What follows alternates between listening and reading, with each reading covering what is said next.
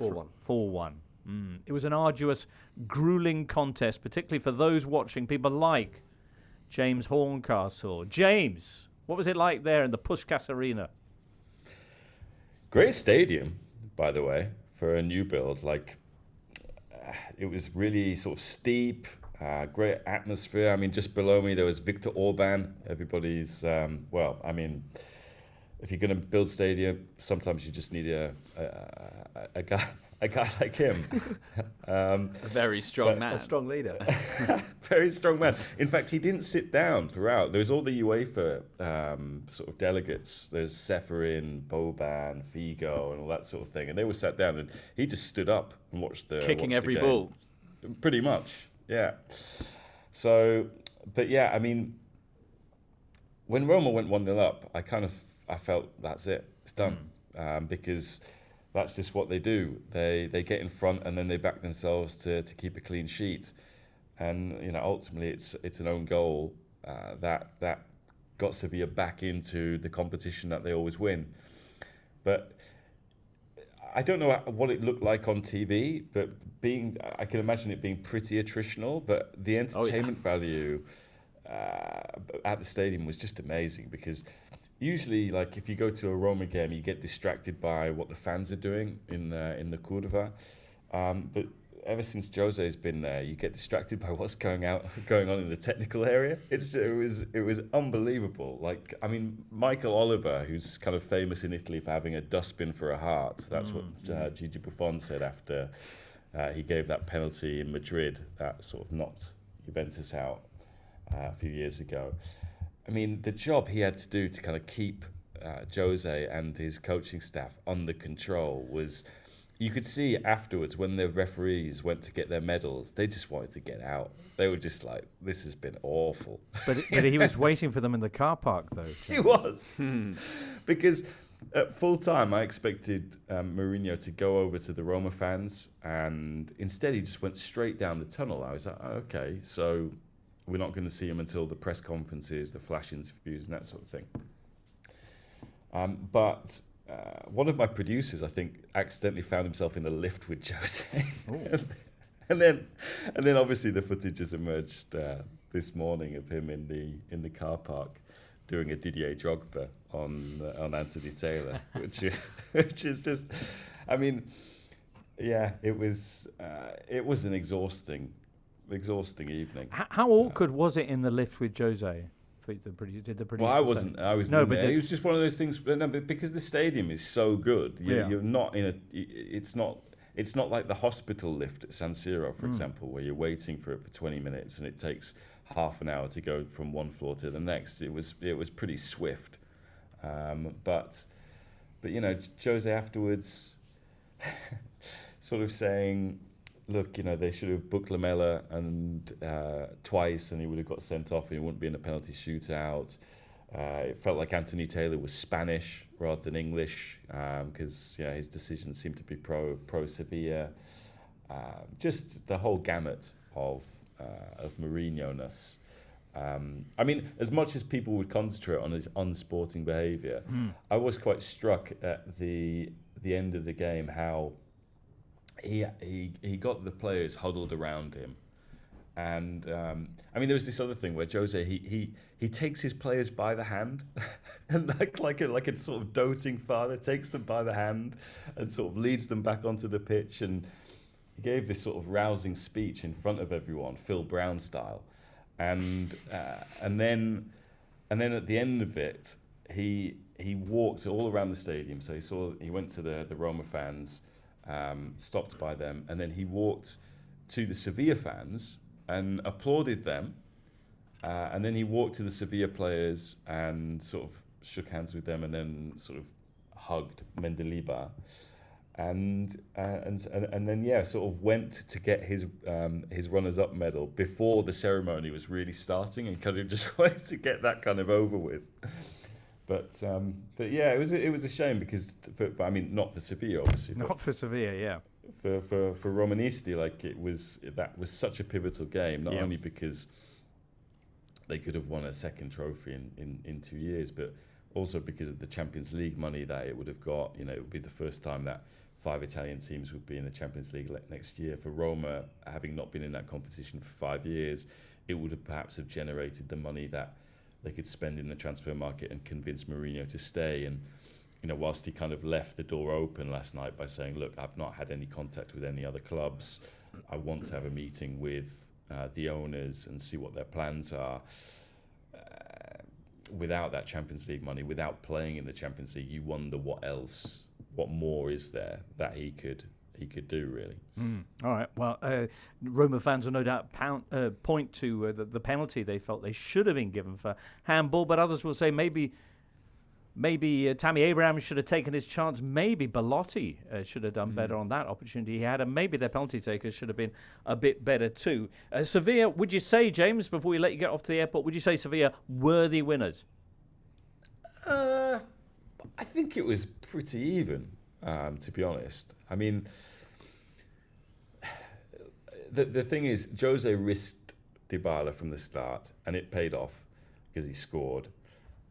But by risking these players who hadn't played for the last 4 weeks, by the time it got to penalties, all of the best players were off the pitch, and I think that kind of Suso made an impact when he came on for Sevilla, but I think Sevilla's bench was better than Roma's.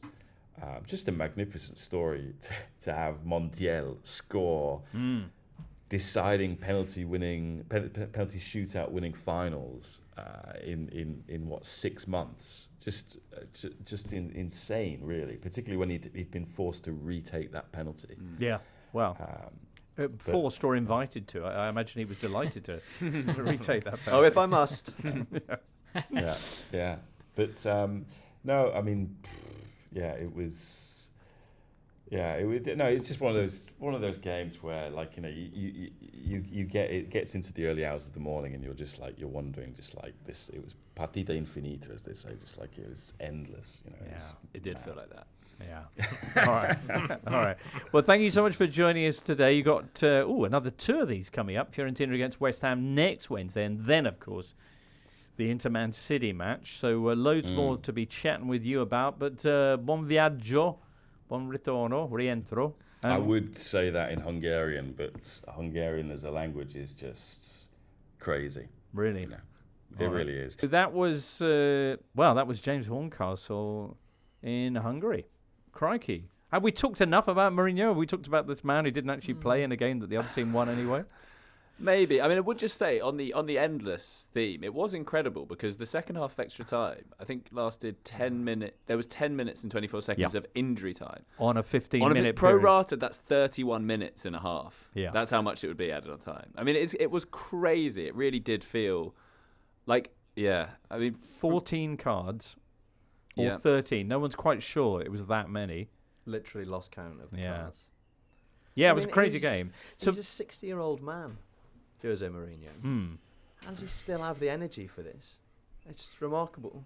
Makes me think of like you're a kid and one of your mates has got a dad who's quite cool, like cool dad, might have a bit of a suntan or drives a cool car, and you're like, his dad's kind of cool. Right. And then like 20 years later, you see him at a wedding, and he's put on a bit of weight, and he's spilt red wine all over himself, and he's trying to flirt with a waitress who's half his age, and it just suddenly hits you that he's not cool at all. Was that the moment, Tom? That kind of was a moment. But not only that, you then, when you think back to the cool dad that he was previously, you can only now see that through the prism of what he went on to become. And that's the problem now. Like, young Mourinho was magnificent. Right. Young, thrusting, provocative, successful.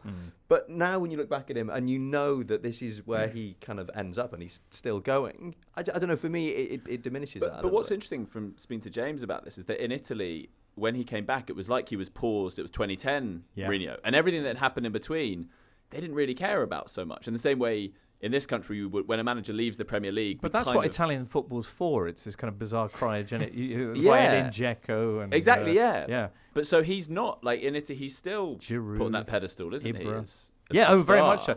You can make the case that this Roma side had no business being in that final. And I think that some of the teams that got knocked out by them and Sevilla along the way will be wondering how on earth they weren't in that final. So I think from that point of view, Roma fans were all in because they felt if Jose could get them to the final, and they were pretty. I think I don't want to speak for everyone, but there was, I think, a sense, at least from some Roma fans, that they were flattered that he chose them. In Italy, he is a legend because what he did with Inter, who also kind of had no business winning that treble, but did. They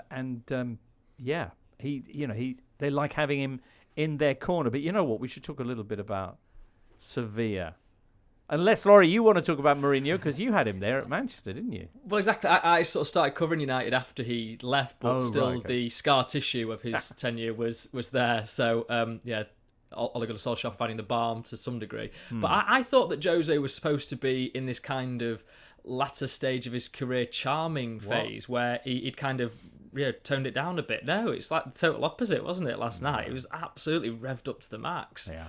I actually have to confess, I was watching the game, in preparation for this podcast. I don't know if I would have done so in its entirety had I not had this. And I was actually falling asleep whilst those injury time minutes were being added up. Because people were just falling on the floor, weren't they? And it was kind of, can we get a bit of football going? I mean, the guy, was it Jordan, who'd been booked on the bench for Sevilla, then went on with a booking already to his name, which is, I don't know, it must be a rarity. But I suppose, at least there was some drama at the end with the penalty shootout having to be, the winning kick having to be retaken, and Jose not giving up the ghost, hunting down Anthony Taylor in the car park. I mean, it did feel a bit unedifying, even for Jose, that. I mean, the endlessness of it did remind me of covering tennis, where you're desperate for a match to end so you can write your piece and go home, and then is Navima who? Yeah, exactly, or someone will win the fourth set and take it into the side. Just like, no, please end. And it kind of felt a little bit like that. Like, I mean, to the point where the commentators were talking about doing away with extra time as a concept, which is never like a great reflection on a game. And it wasn't a ridiculous conversation to be having, because it was one of those where it was very clear there wasn't going to be a goal. Well, as somebody said, get rid of extra time when I'm bored of extra time, because there are plenty of games when extra time's. Yeah, I say plenty. The World Cup final. The World Cup final. Extra time was sensational. Yeah, but I think when the question was put to Steve McManaman, I think. Yeah, he came out with one or two interesting comments. As he often does. But I think for once there was probably a sense that if we could have scrapped extra time in this one competition for this one particular game, then a bit like, is it League Cup replays where they just go straight to extra time? Yeah, exactly. Sorry, go straight to penalties. What would be really interesting is if they did like a blind declaration system where at 90 minutes they said to both managers, if you want, you could declare here, basically, we'll go straight to penalties. Okay. And one team might and the other wouldn't. What about, could you do that at half time as well? That might be too soon. All right. Do you know what? Let's talk about Sevilla. Here's a stat. That's the 7th time they've won this competition in its various iterations. I know. But 7 times in 17 years, that's more than once every 3 seasons. I mean, it's ridiculous. And I think about the conversations we have about the Champions League sometimes, and about some of the big clubs that haven't won the Champions League. Manchester City still haven't won the Champions League, although they might be about to do that. PSG still haven't won the Champions League. And then the counter-argument you often hear, or the sort of counterpoint you often hear is, well, it's a knockout competition. Only one team can win it every season. All the big clubs are going for it. It's very difficult to win. So for one team, who are the 4th or 5th strongest team in La Liga most seasons, to have dominated, not this season, but over the past 15-20 years, to have dominated this tournament to that extent, and with and also a club who who sell a lot of players. This hasn't been the same. Okay, it's obviously the same club and the same infrastructure and what have you, but I mean, that this is different iterations of Sevilla winning the same tournament over and over again. It's extraordinary. Hello there. If you've enjoyed this video, why not subscribe to this channel? The Totally Football Show podcast is available 3 times a week, bringing you all the football news you could reasonably be expected to care about. We've got views, we've got stats, we've got analysis, we've got some of the best football writers around, and the whole thing is absolutely free. So have a listen on Spotify or Apple Podcasts or all the usual places by clicking on the link below.